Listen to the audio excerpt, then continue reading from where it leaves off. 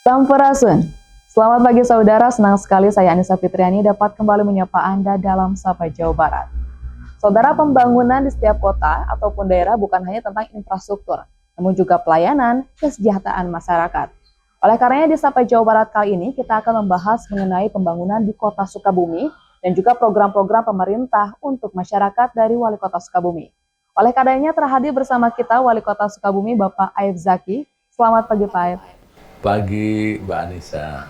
Bapak terima kasih sudah meluangkan waktunya untuk bisa berbincang bersama kita di pagi hari ini. Sama-sama.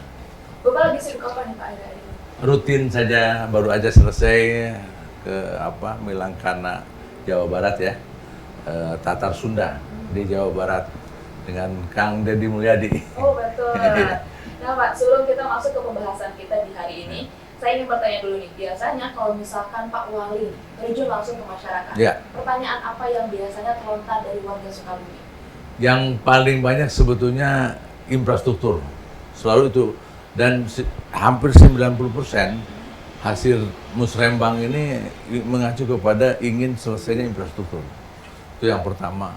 Dan yang kedua tentu saja masalah kesejahteraan sosial, stunting, kemiskinan ekstrim, pengangguran, juga tempat-tempat yang kumuh atau rumah-rumah yang tidak layak huni. Itu yang paling banyak.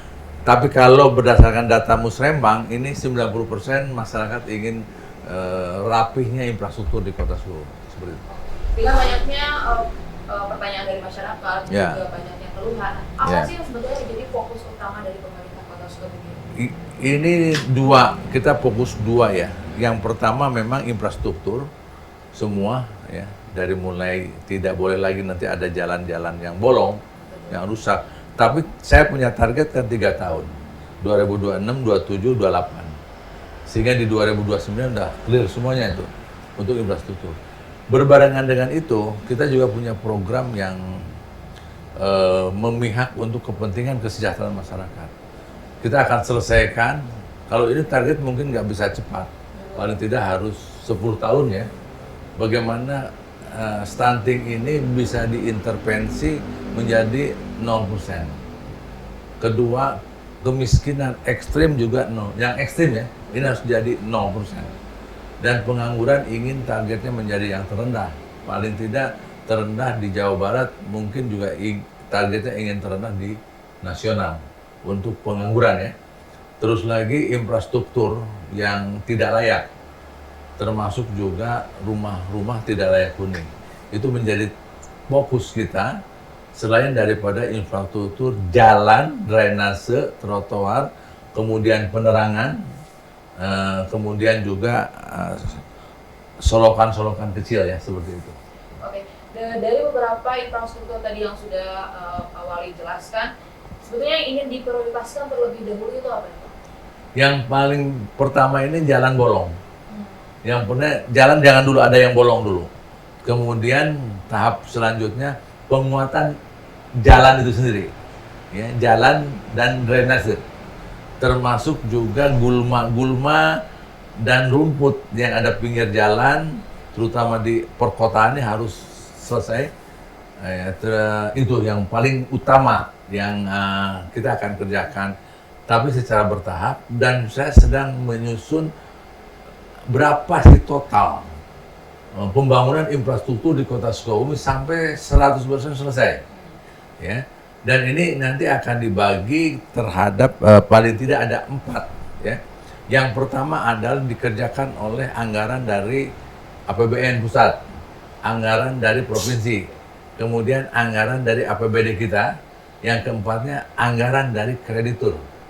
Kita akan gunakan juga kreditur, bisa melalui SMI ya, Sinergi Multi Indonesia, atau juga melalui perbankan, melalui BJB seperti itu. Betul. Dengan kan sekarang sudah mulai nih Pak untuk perbaikan jalan. Ya. Nah ini sudah berapa persen tahapannya? Masih sangat kecil, karena ini baru diintervensi oleh PAD kita. Jadi oleh pendapatan asli daerah, belum masuk anggaran dari transfer keuangan daerah maupun dari provinsi.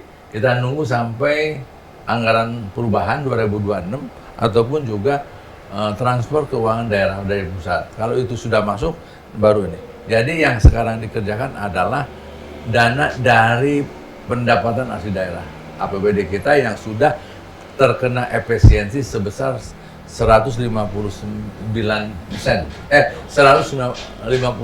miliar, atau dari APBD kita 132 turun ke 1175. Oke. 1 triliun 175 miliar. Oke, dengan adanya potongan anggaran tersebut nih, adakah target dari Pak Wali tersendiri untuk menyelesaikan seluruh persoalan dari infrastruktur ini? Kita tunggu, mudah-mudahan di bulan Juni ini transfer daerah masuk. Ya, kalau transfer daerah masuk, insya Allah ini paling tidak 30% atau 20% dari kebutuhan secara total ini bisa diselesaikan di tahun ini.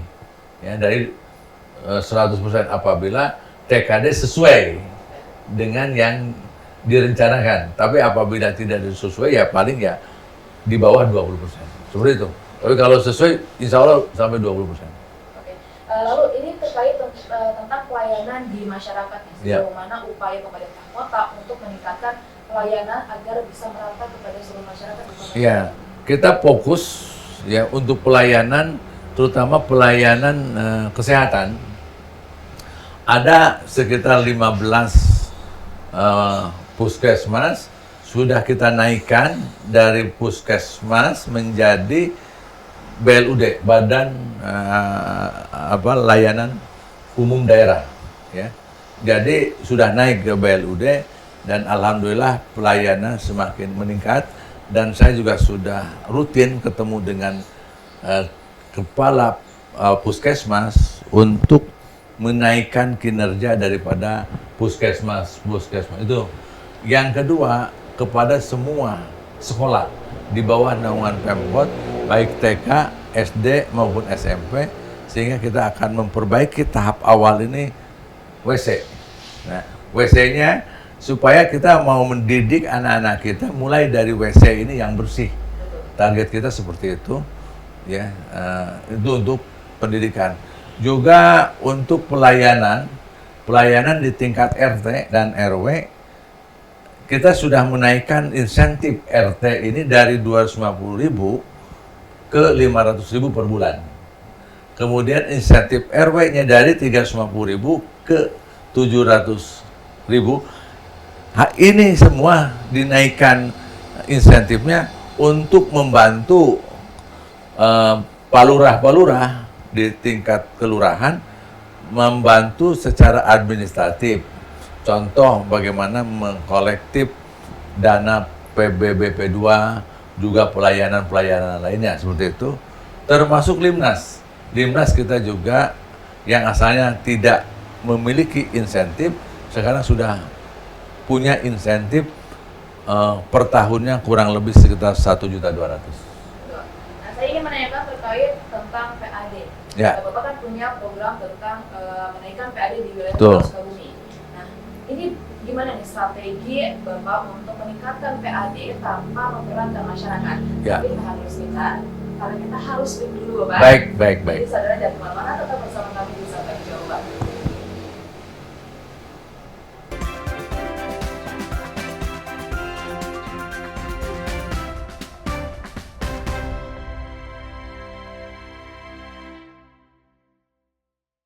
Jelang malam dengan berbagai informasi. Hujan deras yang terus-menerus mengguyur wilayah Banjarnegara, Jawa Tengah menyebabkan tanah bergerak. Jadi yang cocoknya cuma Pak Prabowo-nya aja nih, Mas Toto. Nah, itu kan programnya Pak Prabowo. Dari sumber yang selalu menginspirasi. Apakah ini peristiwa dengan sindikat yang sama? Personel untuk pengiriman pasukan di wilayah konflik tak terkecuali. Sapa Indonesia Malam. Setiap hari, live di Kompas TV.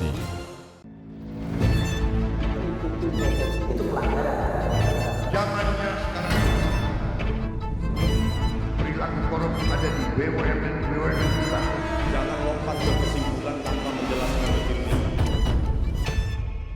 Saya anak buahnya Prabowo. Gaji tidak naik ya. Hanya 5.000 orang. Bahwa hal tersebut tidak boleh. Bola Liar. Setiap Jumat pukul 8:30 malam. Live di Kompas TV.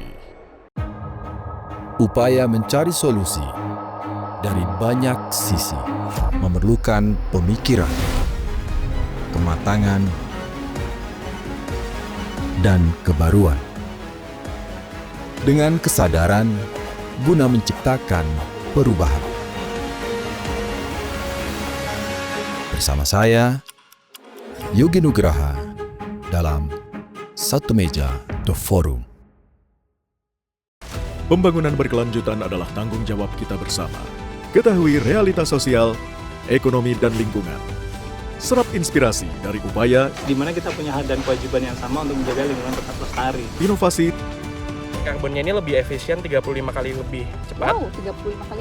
35 kali lebih cepat. serta solusi berkelanjutan oleh individu, komunitas, maupun institusi. Ikuti Sustainasia setiap Sabtu pukul 9 pagi di Kompas TV.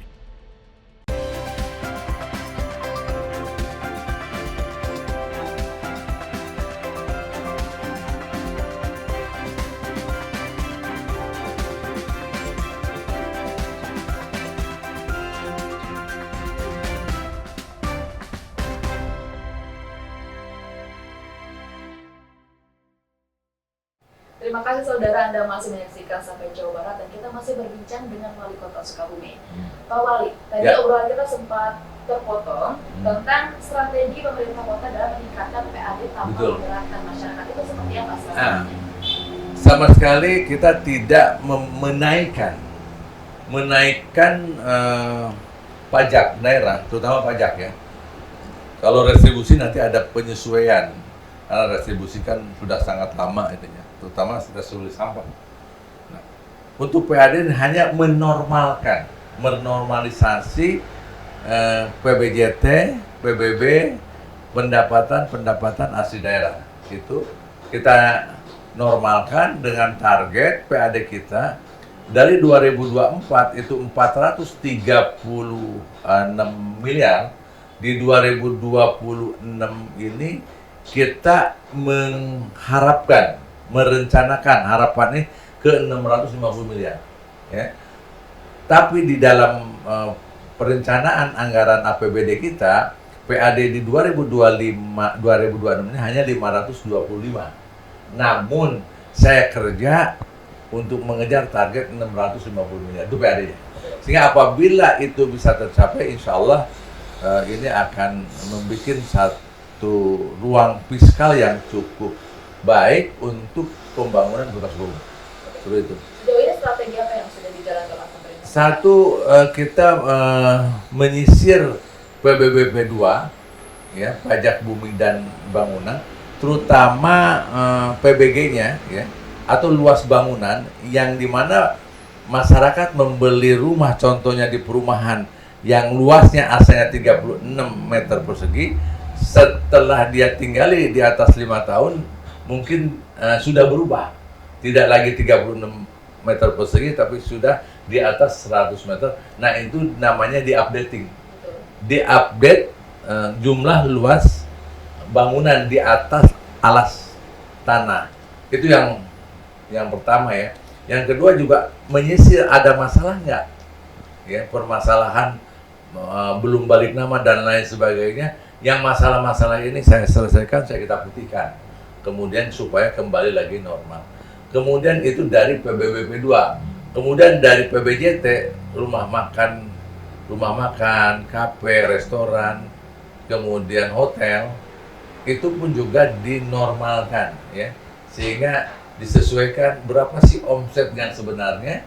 Dan saya minta kepada semua pemilik resto, hotel, dan kafe ini membayar sesuai ketentuan itu. Selanjutnya juga masalah parkir. Nah, ini juga parkir juga akan dinormalkan, termasuk retribusi lainnya. Seperti itu.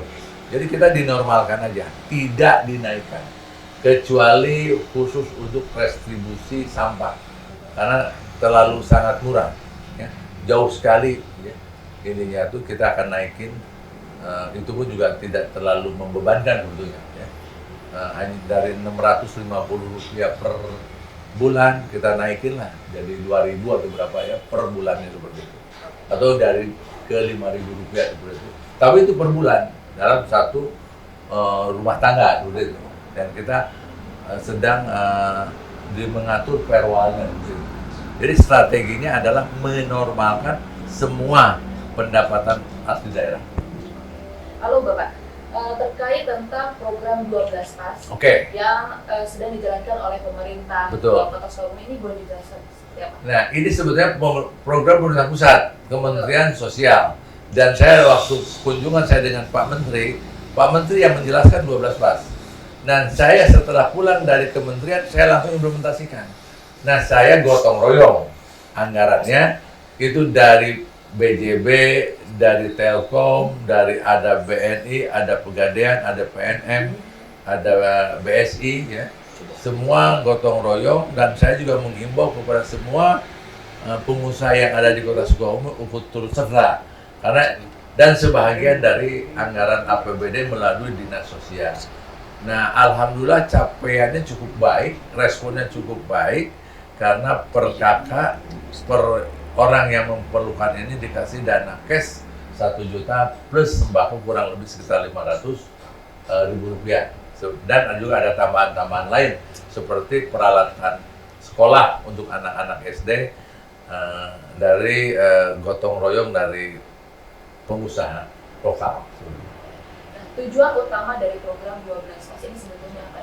Program ini memang program pemerintah pusat, tugas pertamanya meminimalis kesenjangan atau kemampuan yang memang 12 ini diberikan kepada mereka yang betul-betul tidak punya kemampuan, ya, baik secara fisik maupun juga kemampuan kompetensi lainnya yang memang perlu dibantu. Namun sekarang sudah ada lagi melebihi dari program itu. Kelebihannya apa? Kita memberi juga fasilitas peralatan kepada mereka pelaku UMKM dalam program 12 Pas seperti itu. Dan sekarang sudah putaran kedua. Putaran kedua artinya putaran pertama sudah selesai 33 kelurahan. Sekarang putaran kedua untuk 33 kelurahan yang kedua kali. Seperti itu. Dan ini akan terus kita lakukan selama saya bertugas di pemerintahan Kota Sukabumi. Selain program 12 Pas adakah program lain yang sedang menjadi perhatian dari pemerintah Kota Sukabumi? Satu yang paling penting itu dalam rangka mengentaskan yaitu Kordu Hasan.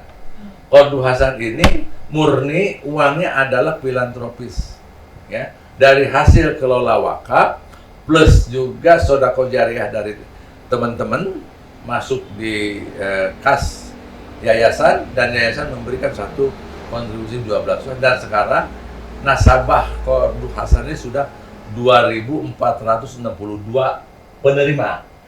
Dan kita target per RT-nya 5-10 penerima. Ya, jadi 5-10 sama dengan 17.500 sampai dengan 35.000 penerima. Ya, itu untuk jangka panjang selama 10 tahun, ya. Dan dananya dari hasil kelola wakaf. Kemudian juga ada beasiswa SD, itu pun juga sama, bukan dari APBD tapi dari filantropis. Nah, itu. Kemudian yang selanjutnya adalah stunting. Nah, teman-teman pegawai negeri ASN 1 bulan sekali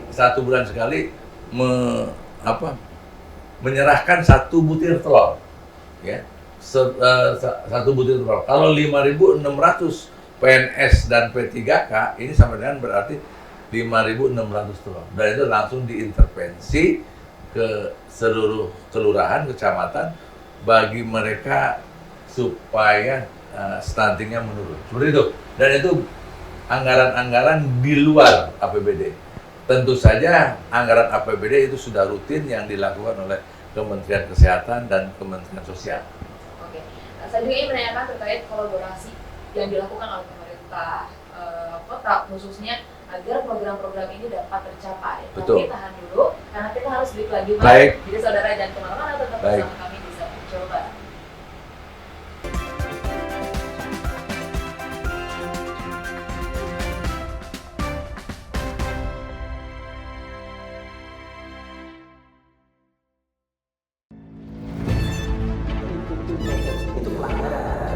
Zamannya sekarang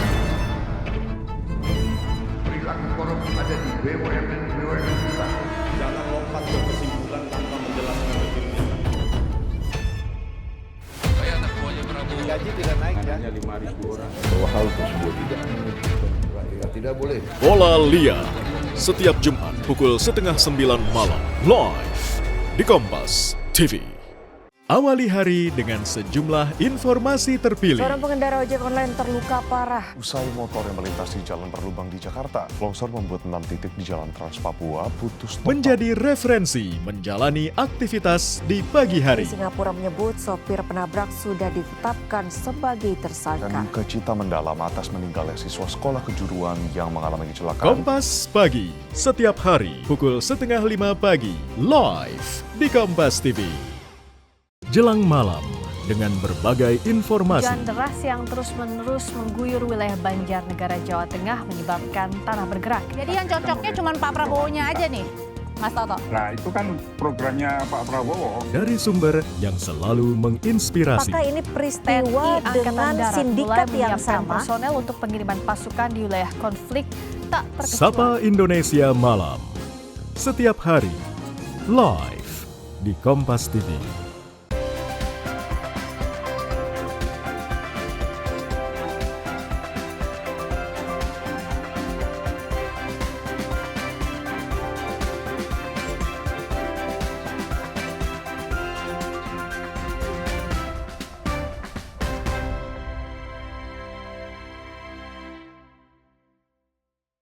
Terima kasih saudara, Anda masih menyaksikan Sampai Jawa Barat dan kita masih berbincang dengan Wali Kota Sukabumi. Baik. Pak Wali, tadi obrolan kita sempat tersendat lagi terkait bagaimana pemerintah membangun kolaborasi dengan masyarakat terkait beberapa program pemerintah agar masyarakat ini bisa merasakan manfaatnya seperti apa?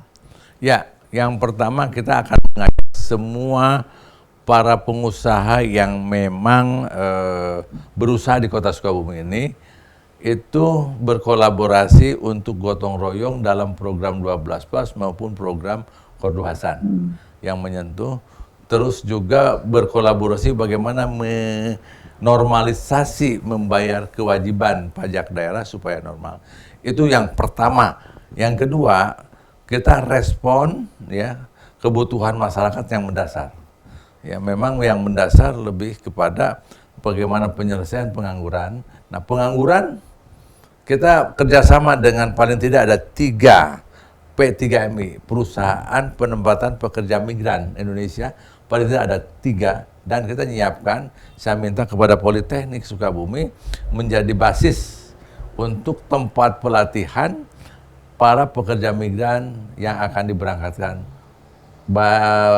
Pesertanya boleh dari kota maupun non kota, bebas saja lah, karena ini untuk kepentingan bersama-sama. Tapi memang saya menyarankan untuk masyarakat kota segera daftar ke Dinas Kerja supaya menjadi skala prioritas seperti itu. Tuh. Itu yang benar-benar. Kenapa harus P2MI, Penempatan Pekerja Migran Indonesia? Karena itu yang harus kita selesaikan dan dia harus segera bekerja, membawa devisa ke Kota Sukabumi dan bisa menghidupi keluarganya. Karena kalau pekerja migran ini biasanya gajinya jauh lebih besar banding karena pekerja domestik seperti itu. Tapi untuk Kota Sukabumi tidak hanya pekerja migran, tapi ada pekerja domestik juga. Oke, dengan adanya kolaborasi dengan masyarakat, tantangan apa yang paling sering Pak Wali rasakan ketika langsung terjun ke lapangan, Pak? Tantangannya ya belum terbukanya para pengusaha dan seluruh stakeholder yang punya hak dan kewajiban, dan ini belum terbuka. Ya, saya mengharapkan ini semua terbuka. Itu yang pertama. Yang kedua, aset-aset milik Pemkot ini masih belum maksimal tata kelolanya. Contoh misalkan aset yang harganya punya nilai umpamanya 120 miliar atau 200 miliar nilainya. Ini belum memberi kontribusi yang baik. Betul. Menjadi pendapatan asli daerah. Nah, ini aset-aset ini sedang kita benahin supaya aset-aset milik kota ini bisa memberi kontribusi.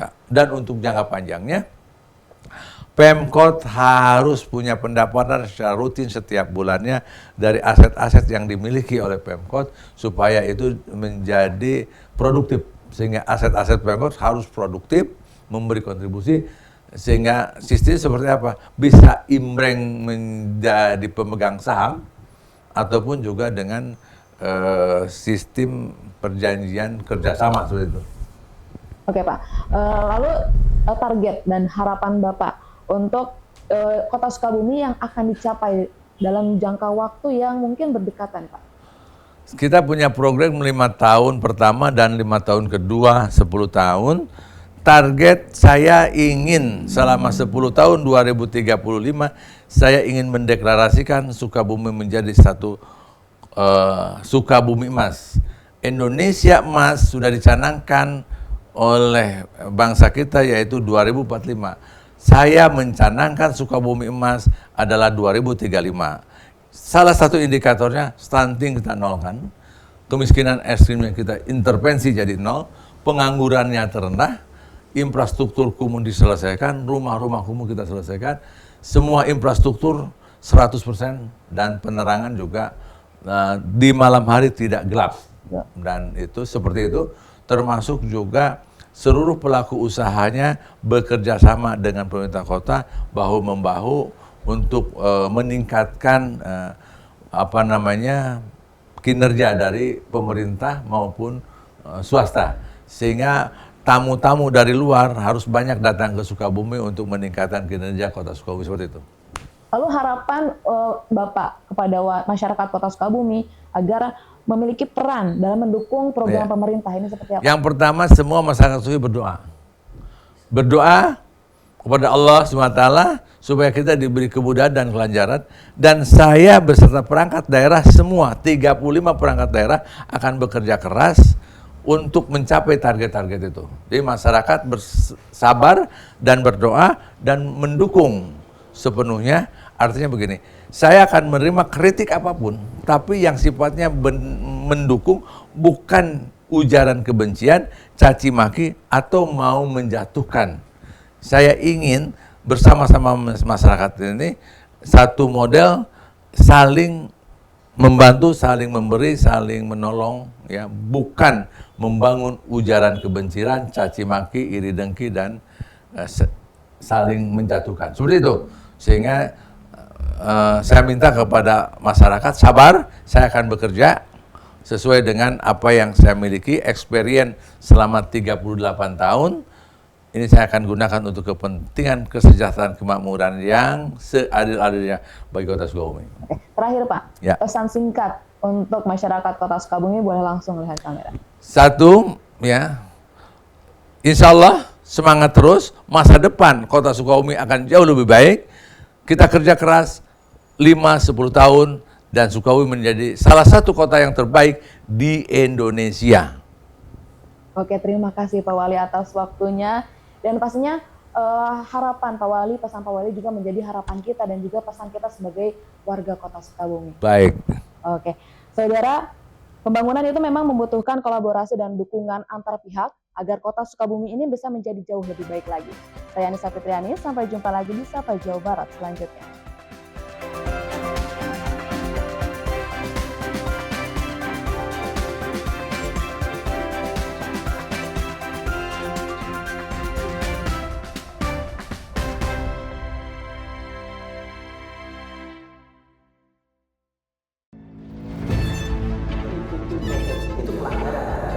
Zamannya sekarang